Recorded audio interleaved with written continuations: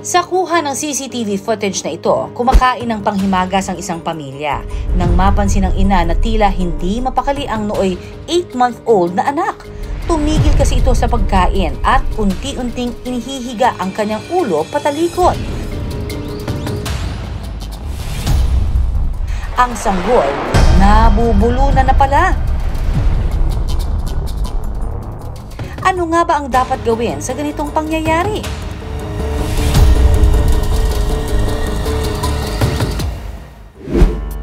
Ang mommy sa video ay ang 35-year-old na si Mommy Prax. Bilang first-time mom, sinisiguro niya raw na sapat ang nutrisyon na nakukuha ni Baby Marcos.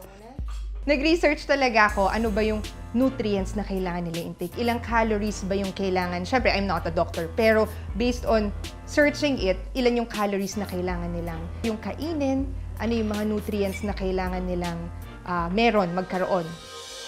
Pero kahit maliit pa ang anak, sinasanay na rin daw niya ito na kumaing mag-isa o yung tinatawag na baby-led weaning. We want them to be independent as much as possible. While yes, they are babies, they are dependent on us parents or adults, we want to give them a semblance na kaya din nila or building hanggang eventually sila na. Nang minsan daw maghanda si Mommy Prax ng hinog na papaya, hiniwa niya raw ito ng maliliit na piraso para sa kanyang nooy 8 buwang gulang na anak na si Marcos. Yung pagkain namin is normal food namin. So, wala naman ako ini-expect na mangyayari. Akala ko pagtas kumain, okay na. It just so happens na sa gitna ng pagkain namin, biglang tumahimik si Marcos. Ang bata, natigilan. Dito na nataranta si Mommy Prax. Doon ko na-realize na may something wrong. Pag kumakain kasi, natural for kids na marinig na naggagag or yung medyo na bibilao ka. That time, wala talaga naririnig, pero parang gusto niyang umubo or sumigaw. Doon na ako nagpanik na may something wrong. Inihihilig na rin ni Baby Marcos ang kanyang ulo patalikod at unti-unti rin namula ang kanyang muka. Dito na napagtanto ni Mommy Prax na si Baby Marcos pala nabubulunan. Doon ako nagsabi, okay, try mo pa, try mo. Pinapagal ko, ayaw talaga. Hanggang talagang parang humiga siya, gasping for air. Noon ko na tinawag si Nicole na sabi ko, Be, tulungan mo ko, tingnan mo ano nangyari. Hindi ko rin alam yung gagawin ko at that moment. Pero parang feeling ko may magkiklik din sa'yo na parang, uy, parang nakita ko na to before Mabuti na lang daw si Daddy Nix sumailalim noon sa first aid training ng Philippine Red Cross. Siguro 7 to 10 years na yung seminar na yun. Na nung moment na na-choke si Marcos, para bang hinila ng utak ko yung 10 years worth of seminar na yun. Whoops! Kunin mo yan! Tapos doon ko lang siya nagamit. Agad-agad na binuhat at kinandong ni Daddy Nix si Marcos mula sa baby chair. Tsaka marahang hinampas ang likod nito. Nailigtas kaya ang bata? Abangan mamaya. Samantala, ayon sa Philippine Red Cross, isa sa mabisang paraan kapag nabubulunan ng isang sanggol ay ang tinatawag na back slaps at chest thrusts. Gagawa tayo ng 5 back slaps, okay? So, hawakan natin yung mukha ng biktima katulad ng ganito. Yan. Tapos, ibabaliktad natin siya. Tapos, ang ating kamay, yan, sa gitna ng likod. So, again, 5 back slaps. 1, 2, 3, 4, 5. Katapos naman nito, ibabaliktad natin yung sanggol. Yan.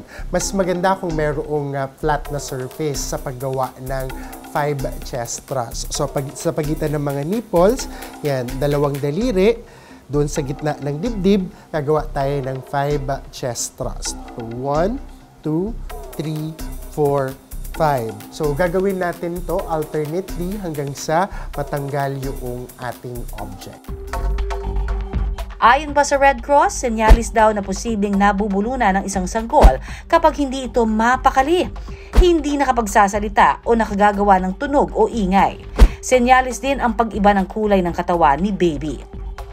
Kung medyo matagal na ang choking, maaaring makikita natin na nangangasul yung bata or ang tawag natin dito sa medical term is cyanotic. or bluish discoloration of the skin due to decreased of oxygen in the body. Kapag nangyari ito, agad tignan ang lalamunan ng sanggol para malaman kung may nakabara. Iwasan natin yung tinatawag na blind finger sweep.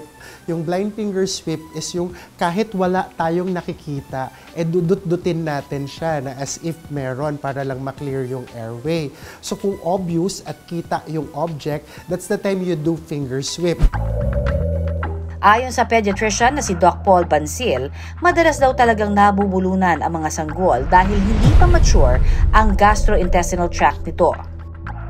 Passage of food nila, hindi pa ganun kaganda. So, usually po, ang pinapakain po natin sa kanila, puree o mga mashed na pagkain o dinurog na pagkain.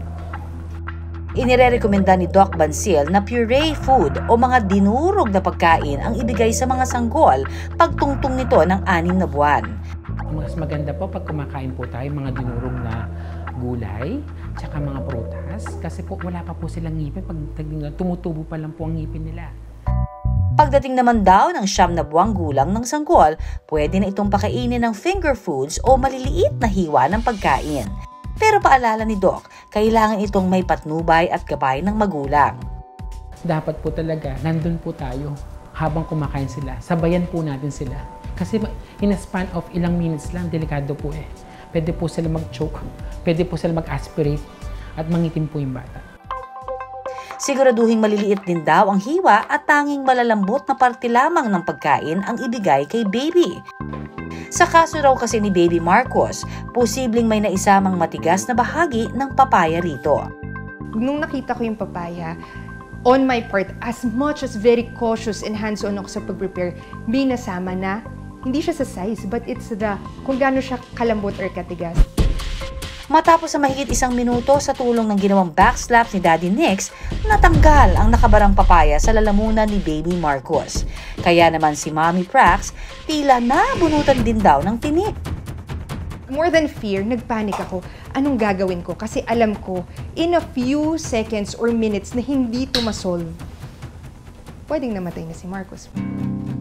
Sa ngayon, natuto na raw si Mommy Prax. Bukod sa pagsisigurong masustansya ang pagkaing inihahain, ang paghahanda at paghihiwa nito dapat masinsin din. Nasa 3 taong gulang na ngayon si Marcos at magana ng kumain. Enjoy ako kumain. Favorite ko na food ay pakwan. Paalala sa mga kapuso nating mommies out there, maging mapanuri sa mga ibinibigay nating pagkain sa ating mga anak. Dahil ang isang maliit na bagay, posible lang mauwi sa pag-aagaw buhay.